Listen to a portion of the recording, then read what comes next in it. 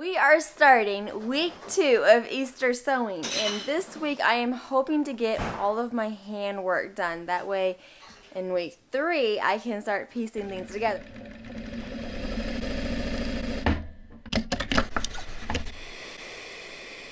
So currently I am working on Audrey's dress, and I am wondering, all these little dots that I've got, I'm wondering, yeah, I don't mind life in the background. Don't mind my hair. You know, it's still doing its thing. So I'm wondering how to fill in these dots. If I should do French knots, if I should do beads, what sort of beads I should do, what sort of colors, all of that stuff. It's a fun process. And I've got all of my beads organized now, so it's all just fun. It's not like, oh crap, where is that, or that's gonna fall, or you know what I mean? When things are not organized, at least for me, it is a hot mess in a hurry, and it gets really, really frustrating. Especially, I sew in a very small space, so stuff really needs to stay organized. Alrighty, so we are back in my sewing corner going through all these delicious beads.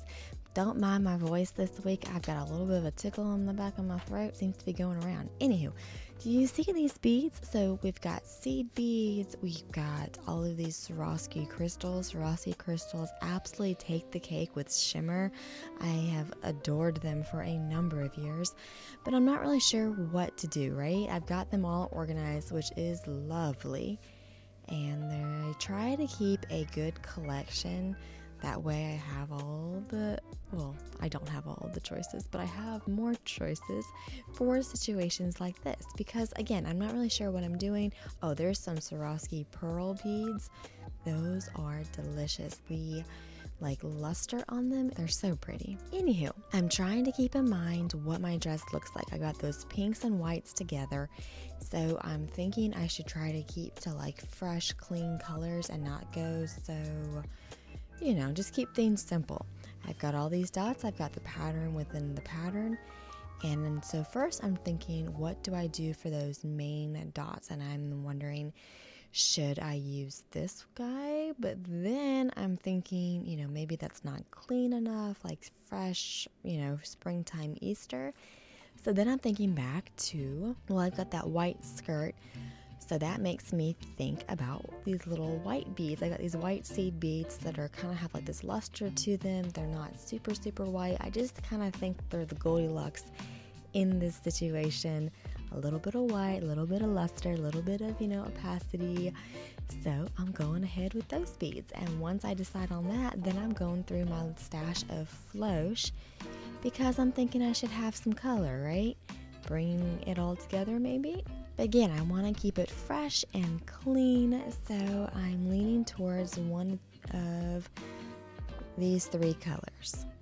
And I'm taking that then to my fabric because it makes a world of difference to take the individual strands and to fan them out on what you're going to put them onto, along with whatever other little goodies.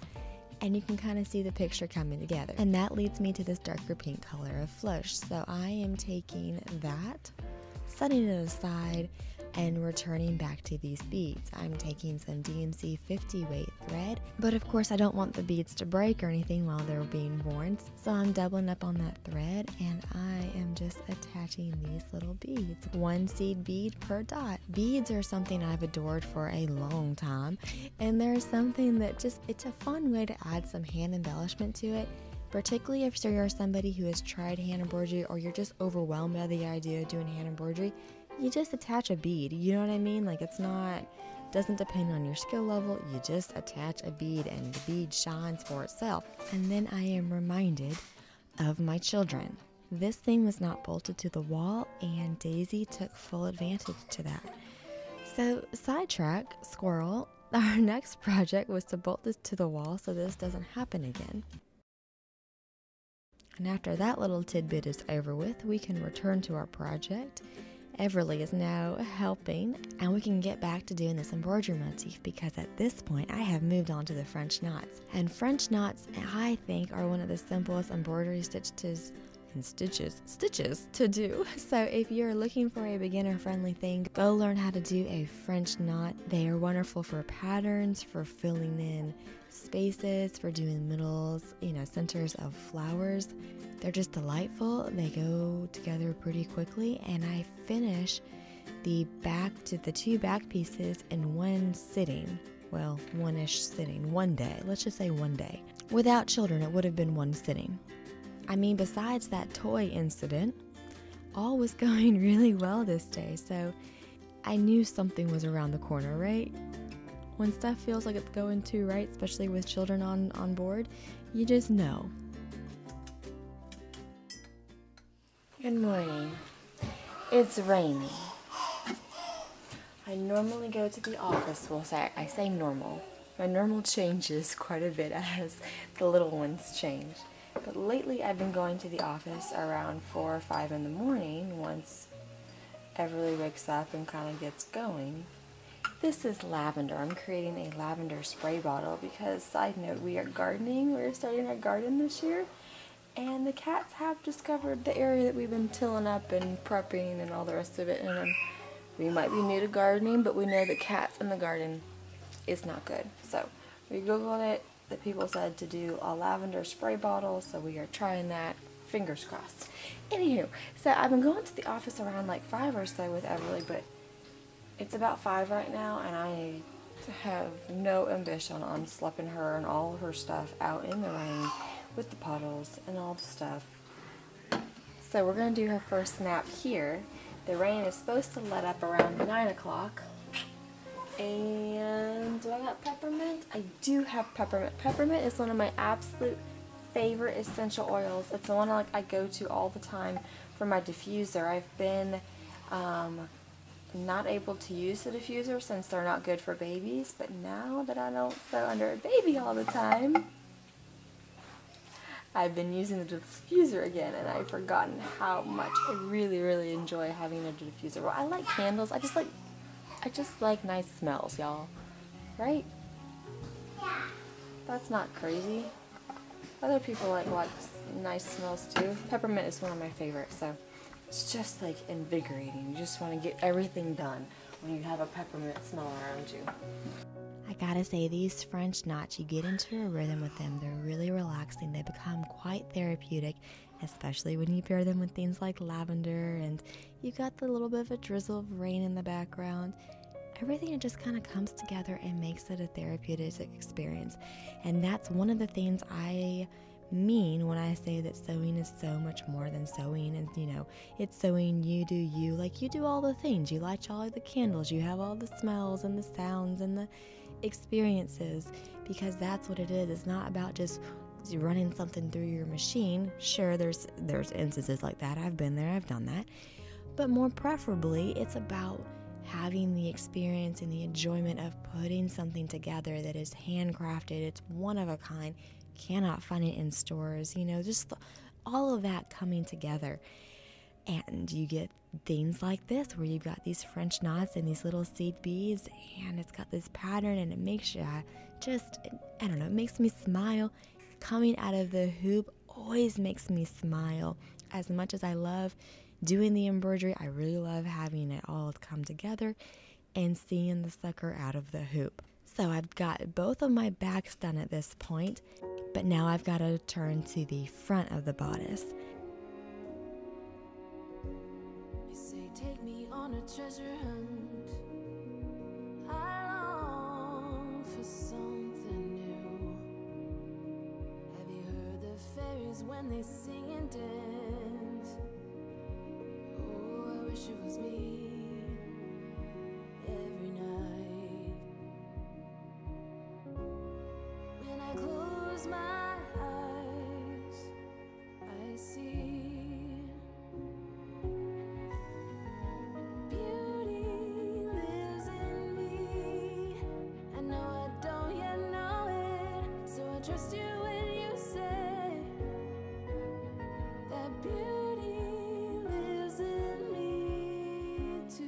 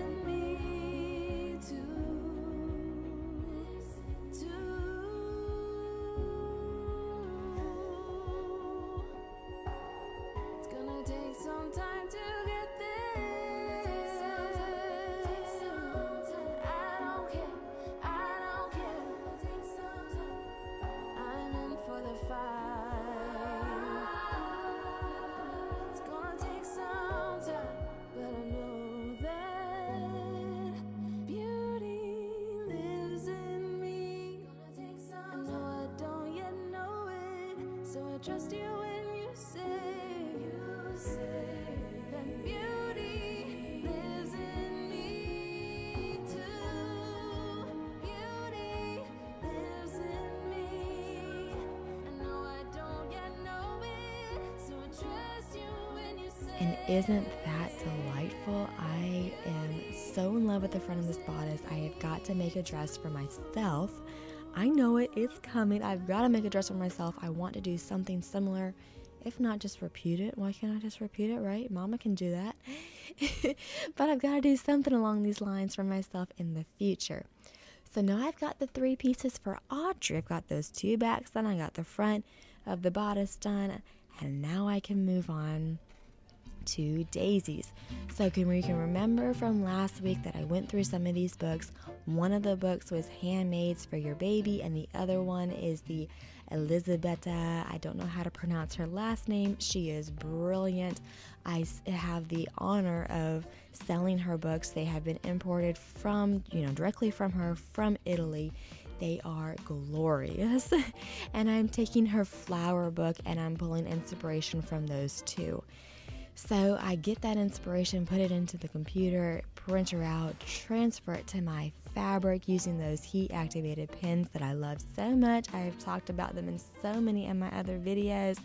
And I get that fabric into the hoop. Now I know I am slumming it. This hoop doesn't have the wrap, the cotton wrap that I love so much, and I have videos going over how to wrap your embroidery hoops. They really, really should be wrapped, but I'm trying to just make her work. I put it aside, and when it comes to actually embroidering it, I do switch her out for a fabric that is wrapped, for a hoop that is wrapped. I told myself, I said, you need to do this right. Do this right. You talk about it, and it wasn't right. So wrap your hoops in cotton, cotton bias fabric. Farmhouse sells strips of bias already done for you. Go buy some of those and wrap them. You will just, it's the way they should be done. All right, enough of that. So going on to the colors here, I am using these delicious colors. Most of these colors can be found in my Sweetest Rose Floche braid, and then there's that white color, such a soft, delicious white, and I'm taking these 3 and applying them to this embroidery motif. But what colors to put where? That's a good question. It's something I'm going to make up as I go along, okay? But overall, I'm thinking I want a white, I want to stick with that white kind of clean, fresh spring look. So I'm starting out with the white floche, that delicious, soft white color, and I am using that for the center of this embroidery, like all the swoops there that you see. But then we got snow. So plans kind of changed, which kind of worked to my benefit because I got to stay inside and do more hand embroidery, It was kind of that muddy snow, which isn't ideal to go outside and play in, but it is ideal to do hand embroidery work inside the warmth. So once I get that white done, I am trying to think about where I want to place my pops of color. I want to definitely strategically place these pops of color, so they're kind of important.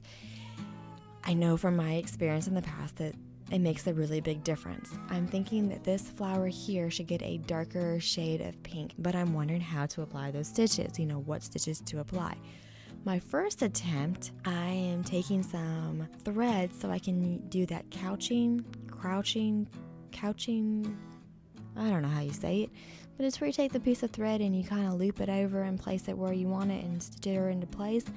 I'm doing that route and I'm looking at how it's turning out and I'm just not liking it. I do enjoy this method, I'm just not enjoying it right here.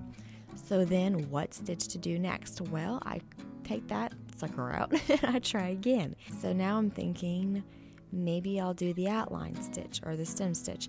They're one and the same, one's above, one's below. It's kind of the same difference, right? I think it's really the stem stitch, but it doesn't really matter. I'm just applying it and I am liking that much better. So I do that around this flower to get that dark pink in place. But then I'm thinking, where should I put the other pops of color? Well, I've got this light pink that I really adore and I think will add some good depth to blending the white with the darker pink, and I put that as lazy daisies trailing up on the dress, and I'm really enjoying how that's coming together. And lazy daisies, the name says it, right? It's a lazy daisy stitch, super easy, super lazy, comes together in a hurry. And then I'm putting a little French knot in the center of that flower.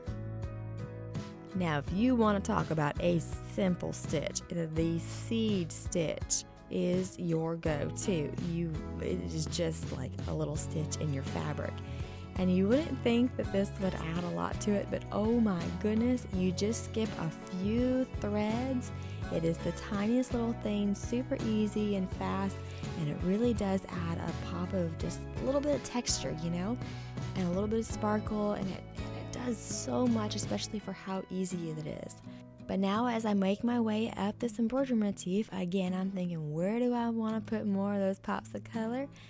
And I do this with the satin stitch in this little tulip flower. I'm using the darker pink, and I really enjoy how that's going.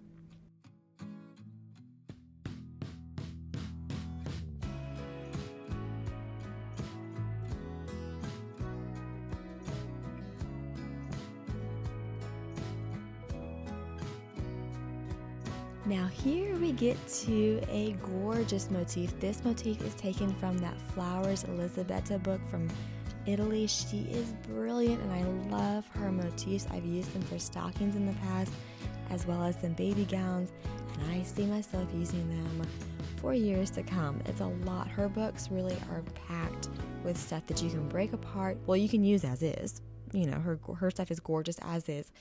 But then you can just take years of breaking apart this and putting it together with that and mixing and matching and expanding. And so here I am doing just that. And I'm doing it with the lighter pink, and then I'm using that darker pink to fill in the center of this flower. And I just think I love the texture of it. But then life gets in the way, as it is so known for doing. All right. Well, clearly I did not finish my goal for this week, and that's fine. When you're juggling a lot, you have weeks like that. Night before last, I was up since 12:30, and I was just up for the day, and it was a rough one. And then, you know, just on and on and on. So we will get back to it next week. We will get her done. If you need some inspiration to get her done over in your world, go check out last week's video, week 1 of Easter sewing. And I will see y'all next week for week 3 of Easter sewing. Will we finish our hand sewing? I don't know. Go tune in. Thanks for watching, guys, and I hope to catch y'all on the next one.